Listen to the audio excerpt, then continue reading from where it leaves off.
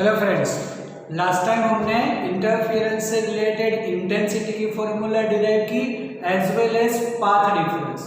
तो अगर हम इंटरफेरेंस के केस में इंटेंसिटी की इक्वेशन रिवाइज करें, case of interference,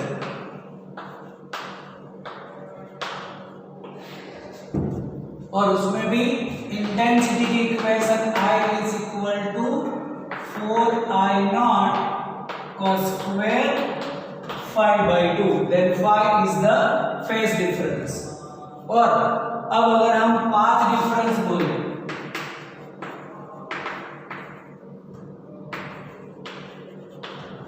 path difference between two superposing waves which form either bright or dark fringe, that is x small d upon capital D। अब अगर मैं ऐसा बोल दूं कि ब्राइट फ्रिंज है, then for the bright fringe it is n lambda is corresponding to bright fringe, मतलब constructive interference. Okay, और यहां पर जो n की वैल्यू हमें लेनी है, then we can say it is 0 1 2 3 ऐसे, because 0 is called central bright, centre पर हमें ऑलवेज ब्राइट फ्रिंज मिलती है, that's why it is central bright, then first bright, second bright, third bright, ऐसे हमें सभी फ्रिंजेस मिलेगी। चलो उसी में same path difference x small d upon capital D is equal to 2n minus 1 lambda by 2, and this is corresponding to dark fringe which is called destructive interference। और यहाँ पर जो हमें n की वैल्यू लेनी है वो हम बोलेंगे 1 2 3 ऐसे, क्योंकि सेंटर पर ब्राइट है, उसके दोनों साइड हमें डार्क मिलेगी, ऐसे हमें रिस्पेक्टिव मिलती है, इसीलिए 1 से चालू होगा। डार्क का जो नंबर है वो 1, first dark, second dark, third dark, ऐसे हमें जो भी एमसीक्यू और न्यूमेरिकल में दिया है हमें यहाँ से इसको सोल्व करना है। अब ये हमने बोला था कि phase difference between two superposing wave, ये है पाथ डिफरेंस। तब कई बार एक ऐसा रिलेशन भी होता है कि the relation between phase difference और पाथ डिफरेंस, दैट मीन्स अगर मैं ऐसा बोल दूं कि path difference is equal to how much phase difference,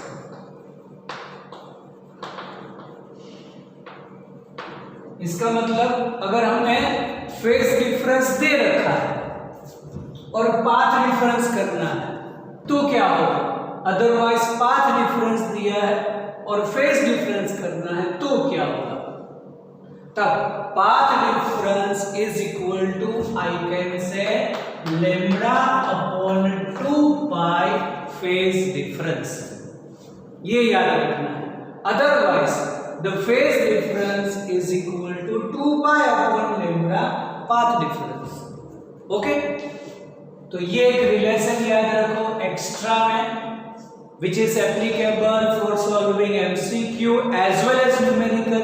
इसके बेस पर न्यूमेरिकल है हमारे कि तुम्हें शायद फेज डिफरेंस दे रखा है तो पाथ डिफरेंस चाहिए, तो पाथ डिफरेंस मिल जाएगा फेज डिफरेंस में से कि लैम्ब्डा अपॉन 2 पाई सिर्फ मल्टीप्लाई कर दो।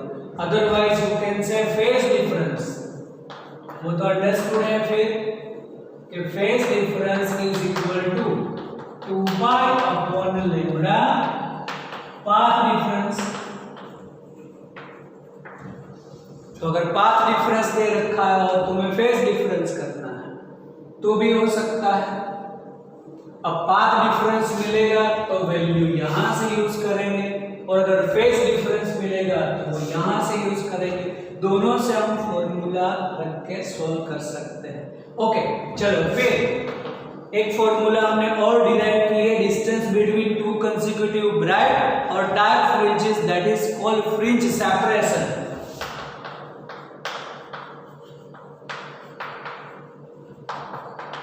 फ्रिंज सेपरेशन के भी फॉर्मूला कर दिए हमने, जिसको बोल सकते हैं फ्रिंज विड्थ।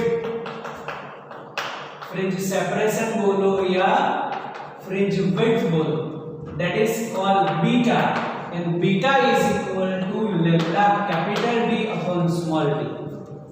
ओके, तो ऐसे यूज्ड टू हो जाओ बोलने के लिए, पहले भी बोला था और आज भी क्लियर कर रहा हूं कि पाथ डिफरेंस मतलब x small d upon capital D, fringe width मतलब lambda capital D upon small d. ऐसे ही तुम ऐसे ही बोलो लैम्डा डी अपॉन डी या x d अपॉन डी, ऐसे नहीं, x small d upon capital D, lambda capital D upon small d. चलो तो अभी याद करो कि d क्या है, स्मॉल d क्या है, this is the distance between two slits.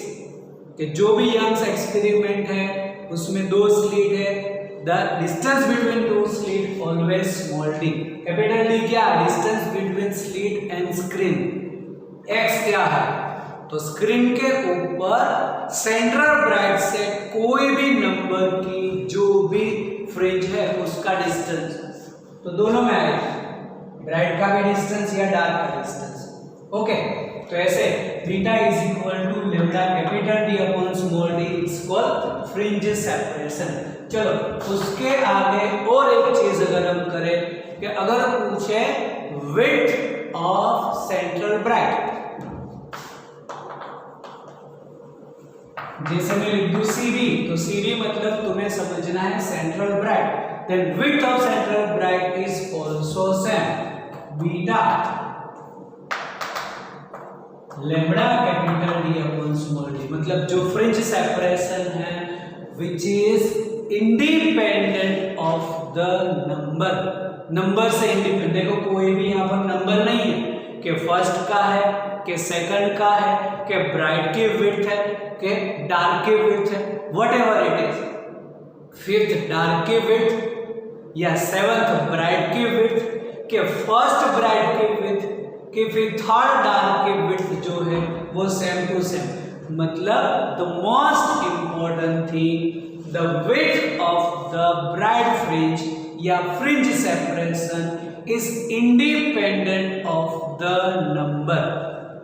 Depend किसके ऊपर करेगा, तो ये तीन क्वांटिटी के ऊपर डिपेंडेंट है, depends on wavelength, depends on small D, depends on capital D, but it is independent of number.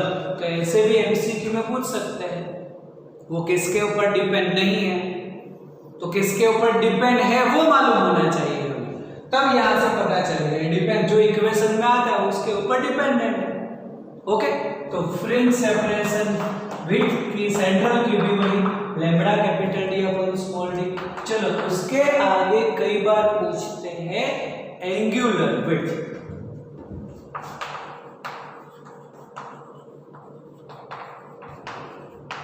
Angular width of central bright, तो angular width of central bright याद रखो it is lambda upon d, otherwise you can say beta upon capital D, क्योंकि अगर तुम यहां पर capital D को नीचे ले आओ तो ये जो है वो डायरेक्ट फॉर्मूला लर्न करनी है फ्रेंड्स, ये जो है वो डायरेक्ट यूज होता है कि angular width of the central bright. अब कोई भी ब्राइट हो, तुम ऐसा बोल दो कि angular width of first bright, angular width of second bright, second dark, third dark, fifth dark, seventh bright, tenth bright, 11th dark, कोई भी होगा, that is lambda upon small D. इसका मतलब तुम पहले फ्रिंज सेपरेशन याद करो, इसमें कैपिटल डी डिवाइड कर दो, then it is called angular width of the central bright. अब यहां पर मैंने सेंट्रल ब्राइट बोला है ऐसे बोलने के लिए, बाकी कोई भी कि तुम्हें ऐसे एंगुलर विड्थ पूछे, either you have to do lambda upon small D, या फिर अगर तुम्हें फ्रिंज विड्थ दे रखी है और डी दे रखा है, distance between slit and the screen, और पूछे what is the angular width, then beta upon capital D. Okay, तो ये एंगुलर विड्थ भी याद कर दो ऐसे, it is beta upon D, beta upon capital D, क्योंकि ये कई बार ऐसे पूछेंगे। तो बस अगर पूरा ऐसे दे रखा है सभी कुछ, तो यहां से यूज कर सकते हो, यहां से यूज कर सकते हो, कई बार दोनों पूछेंगे एमसीक्यूज के अंदर calculate width of the central bright या विड्थ ऑफ द एनी, कोई भी पूछा होगा नंबर पर तो डिपेंडेंट है नहीं, और फिर पूछा होगा कैलकुलेट एंगुलर विड्थ आल्सो, तो ये जो भी विड्थ तुम्हें मिल जाए उसके बाद डायरेक्ट तुम b से डिवाइड कर दो, it is called your angular width of the central bright. Okay, चलो अब आगे एक और हम चीज कर दे के वही इंटरफियरेंस से ही रिलेटेड करना है। अभी हमें इंटरफियरेंस में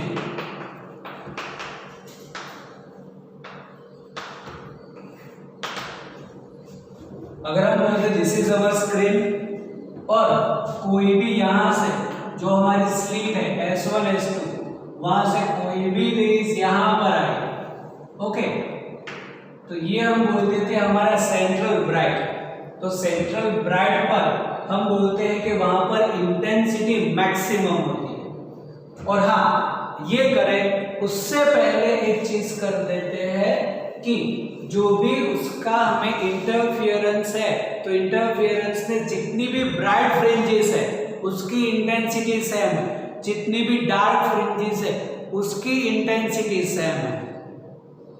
तो उसका एक ग्राफ होता है, graph of intensity versus theta बोलो, एंगल बोलो या फिर एक्स बोलो, कि एक्स जैसे जैसे इंक्रीज होगा, first bright, second bright, third bright, fifth dark, seventh dark, whatever it is, तो एक्स चेंज होगा स्क्रीन के ऊपर। तो इंटेंसिटी में कैसा वेरिएशन है, मतलब हमें ग्राफ करना है, graph of intensity, intensity versus x बोलो या फिर थीटा।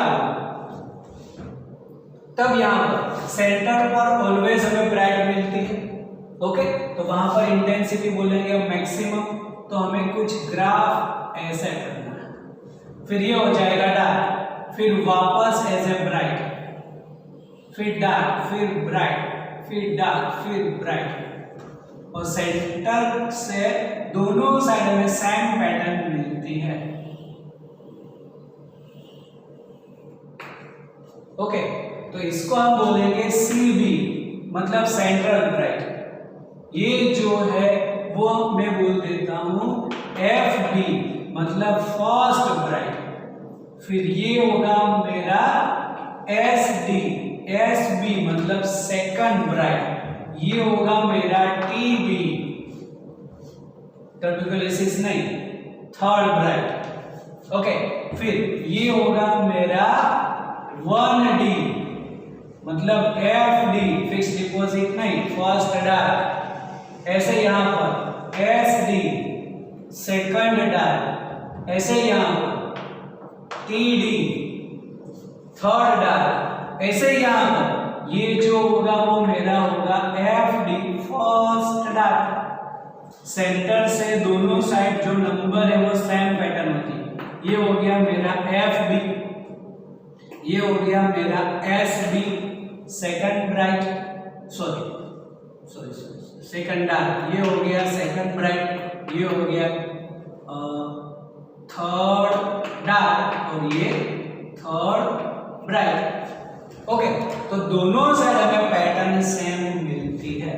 अब ये जो पोजीशन है, ये जो डिस्टेंस है वो कितना होगा, फर्स्ट डार्क का डिस्टेंस कितना, फर्स्ट ब्राइट का डिस्टेंस कितना, सेकंड डार्क का डिस्टेंस कितना, अगर वो करना है हमें, तो डिस्टेंस की फॉर्मूला हमारे पास, अगर हम डार्क के लिए करें, चलो तो डार्क फ्रिंज, डार्क मतलब destructive interference, for that formula is x small d upon capital D is 2n-1 lambda by 2।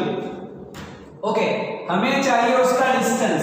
अगर मैं बोलूं कि फर्स्ट डार्क का ये डिस्टेंस, ये पोजीशन कौन सी होगी, देन डिस्टेंस चाहिए तो x को सब्जेक्ट कर दो। Okay, then x is equal to 2n-1 lambda d upon 2d। Okay, चलो अब मैं बोल रहा हूं कि फर्स्ट डार्क का मुझे चाहिए FD, फर्स्ट डार्क। तो फर्स्ट डार्क मतलब अभी x1 बोल दो इसको, तो 1 रखोगे तो क्या होगा, 2 - 1 1 लैम्बडा d अपॉन 2d। तो फर्स्ट डार्क का होगा position x1 is lambda capital D upon 2d। तो ये जो होगा वो लैम्बडा d अपॉन 2d बोल सकते हो। चलो सेकंड डार्क का क्या होगा, तो सेकंड डार्क के लिए n is equal to 2, 2 2 4 - 1 3, then it is 3 lambda d upon 2d। ऐसे ही यहाँ 3 2 6 5, तो डार्क के लिए 5 lambda d upon 2d। It is same on both the sides. Okay, ऐसे ही तुम फर्स्ट ब्राइट का भी पोजीशन कर सकते हो। ओके, और यहाँ पर ग्राफ से क्या बोलेंगे हम, intensity of all bright fringes is same. In case of interference, intensity of all bright fringes same, intensity of all dark fringes is same. मतलब in case of interference all bright fringes are perfectly bright and all dark fringes are perfectly dark। इसका मतलब ये जो भी हमारा bright है, चलो यहाँ पर डार्क फ्रिंजेस है, तो डार्क फ्रिंजेस को मैं ऐसे ड्रॉ करूँ कुछ, ये डार्क फ्रिंजेस, तो यहाँ पर भी ऐसे हमें डार्क फ्रिंज मिलेगी, ये भी हमारी डार्क फ्रिंज, अल्टरनेट हमें ब्राइट डार्क मिलती है।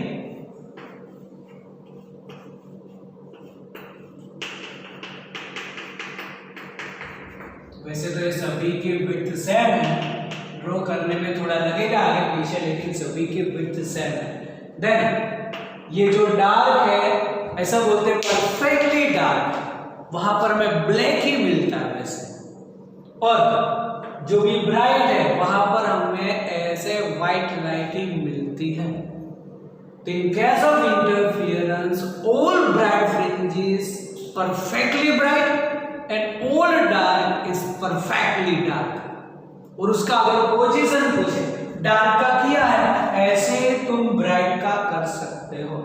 ओके, अब तो ये हम बोल सकते हैं उसकी पोजीशन भी, इसको बोल सकते हैं हाँ the position of first dark, position of second dark, position of third dark. Okay, इसमें अगर एक और पूछ ले एंगुलर पोजीशन, देखो ये x हो गया, एंगुलर पोजीशन पूछे तो बस तुम्हें क्या करना है, ये कैपिटल D को डिवाइड कर देना, मतलब x अपॉन d कर दो। जैसे यहाँ पर डिवाइडेड बाय d कर दिया तो एंगुलर विड्थ हो गया। ऐसे एंगुलर पोजीशन पूछे, this is called linear position, x है, डायरेक्ट पोजीशन है।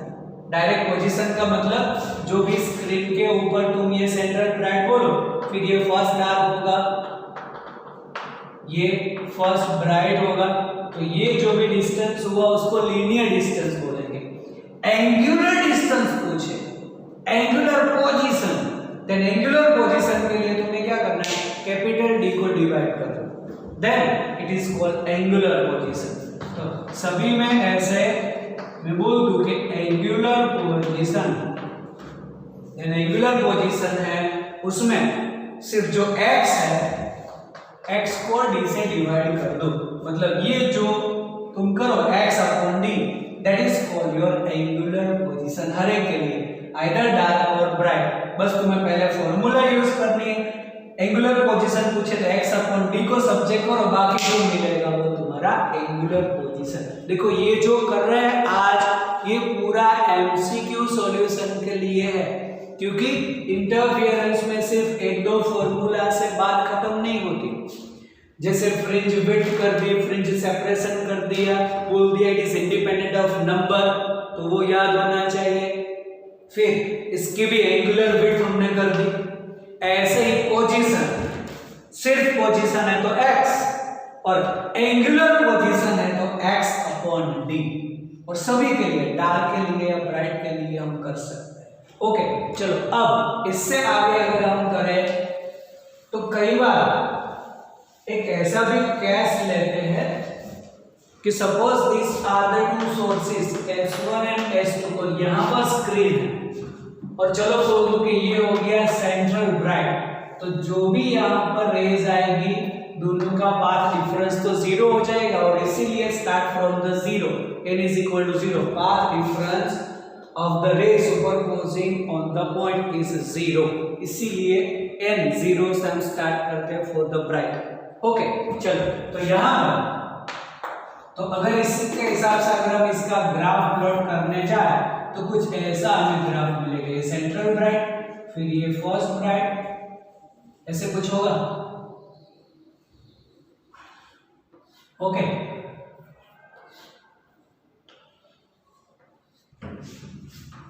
तो ये हो गया हमारा सेंट्रल ब्राइट। फिर तो हम नंबर आगे पीछे कर सकते हैं। अब जो केस करने जा रहे हैं, कई बार क्या होगा कि कोई भी एक पाथ में ऐसा बोलेंगे कि कोई भी एक glass plate of thickness t is placed in one of the path of the rays, then what about the shifting of the fringes? पहले तो शिफ्टिंग होगा कि नहीं, तो अगर तुम कोई भी मीडियम रख दो किसी में भी, तब इसमें शिफ्टिंग तो आएगा। तो शिफ्टिंग आएगा तो कौन सी साइड आएगा? अगर तुमने वो प्लेट, ग्लास प्लेट, अभी सोचो ग्लास प्लेट अगर तुमने ऊपर वाली रे में रखी, then central bright is shifted upward.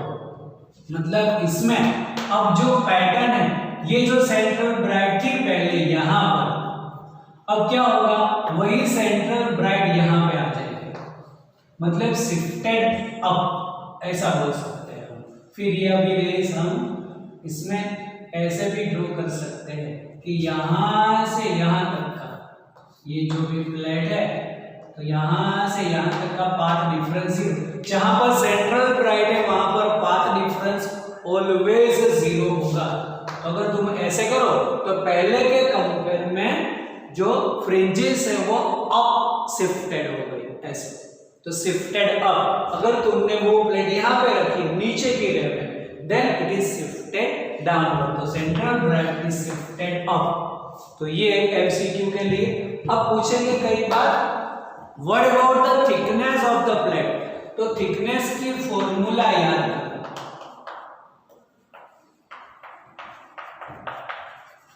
the thickness of the plate T is equal to x small d upon capital D, or it is eta 21 minus 1।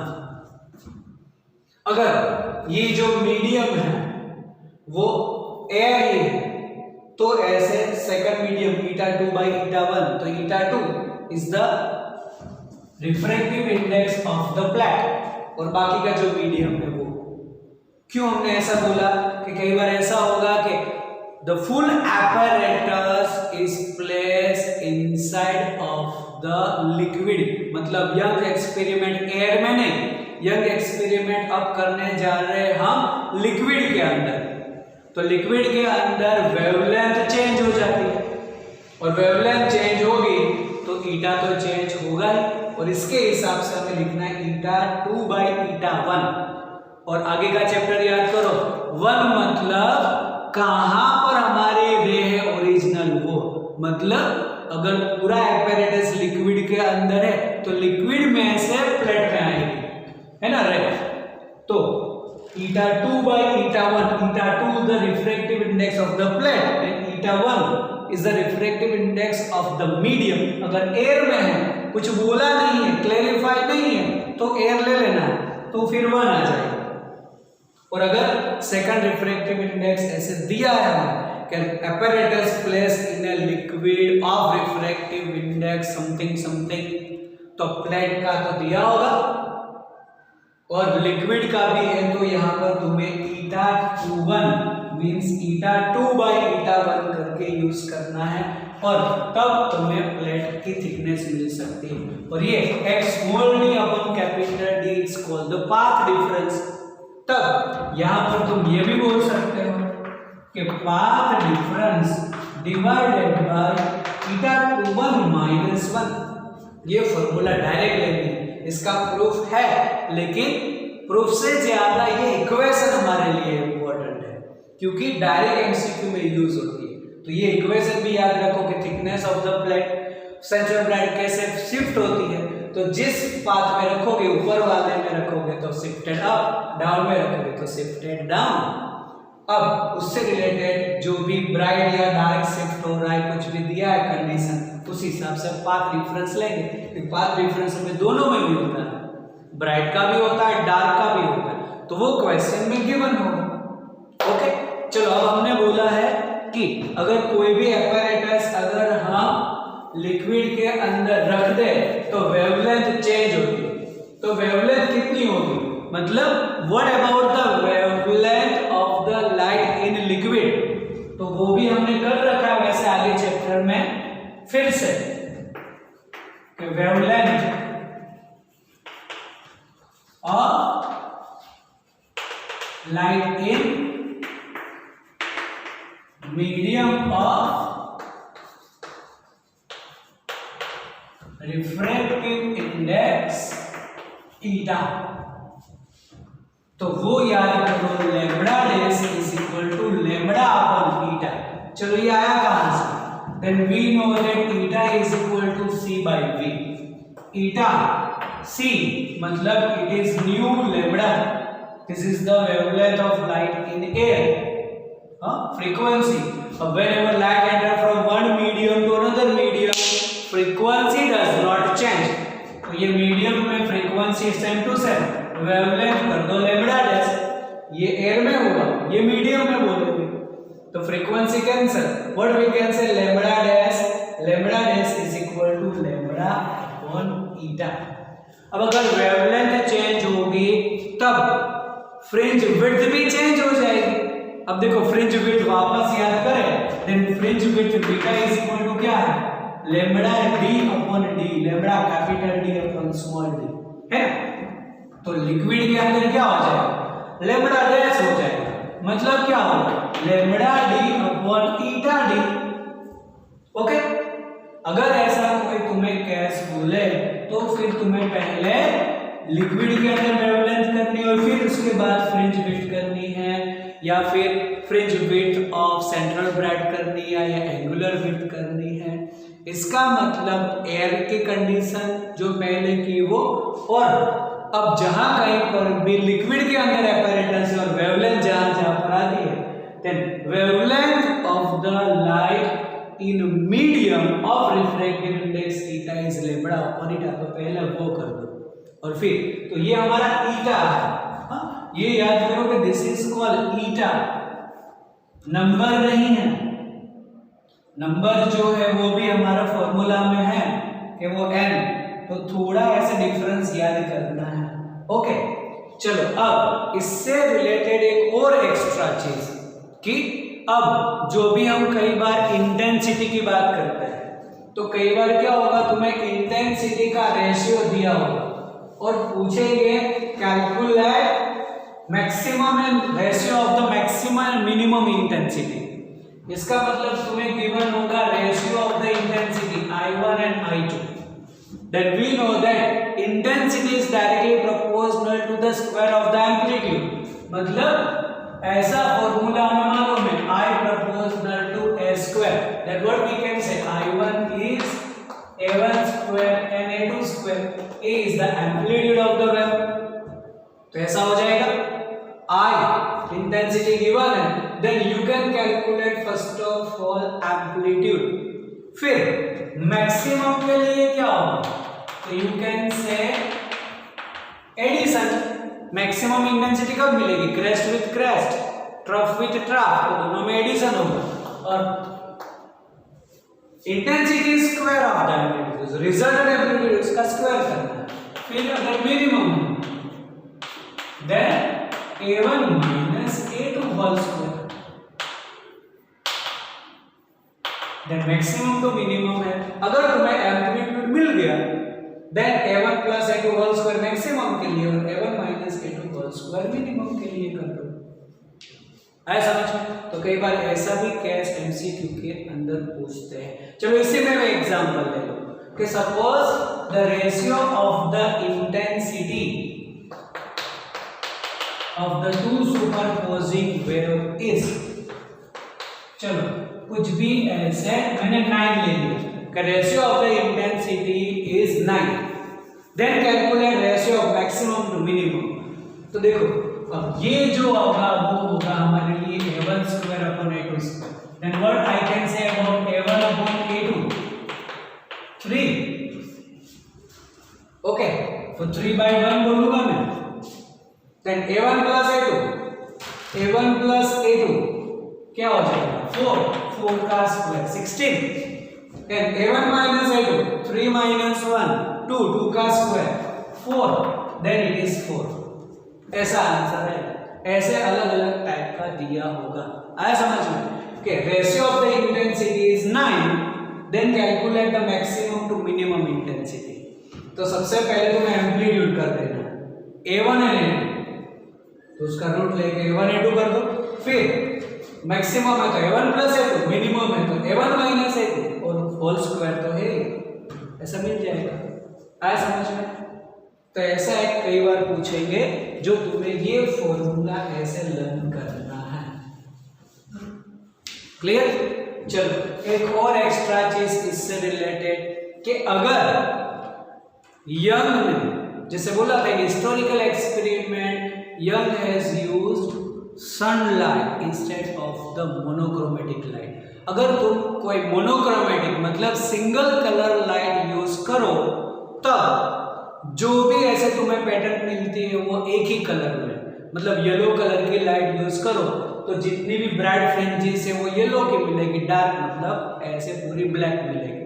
कोई दूसरा कलर यूज करो, green करोगे तो सभी में तुम्हें ग्रीन कलर की light मिलेगी, ग्रीन ऐसे फ्रिंजेस मिलेगी, ब्राइट में ग्रीन कलर दिखेगा, रेड है तो रेड कलर दिखेगा, ब्लैक है वो डार्क तो होगा ही। लेकिन अगर तुम ऐसे monochromatic light single colour light की जगह पर व्हाइट लाइट यूज करो तब सेंटर पर ऑलवेज ब्राइट मिलेगा, मतलब कोई भी कलर लाइट के लिए सॉरी व्हाइट लाइट के लिए अगर तुम व्हाइट लाइट यूज करो तब क्या होगा, तो जो सेंट्रल ब्राइट है वो तुम्हें व्हाइट दिखेगी और बाकी के रेस्ट ऑफ द जो भी फ्रिंजेस है वो सभी rest of central bright all are colour multi colour में मिलती है। और उसमें भी मल्टी कलर में कैसे, तो कि nearer to the central bright तुम्हें ऐसे वायलेट दिखेगी और जैसे जैसे दूर जाओगे कलर चेंज होगा और लास्ट वाली जो है वो रेड होगी। मतलब ऐसे स्टार्ट होगा कि सेंट्रल ब्राइट है वो व्हाइट होगी, फिर उसके आगे वायलेट से स्टार्ट होगा और ऐसे चेंज होगा और लास्ट में रेड कलर, मतलब जो विबग्योर है उस टाइम पर कि वायलेट फिर इंडिगो, इस टर्म्स में हमें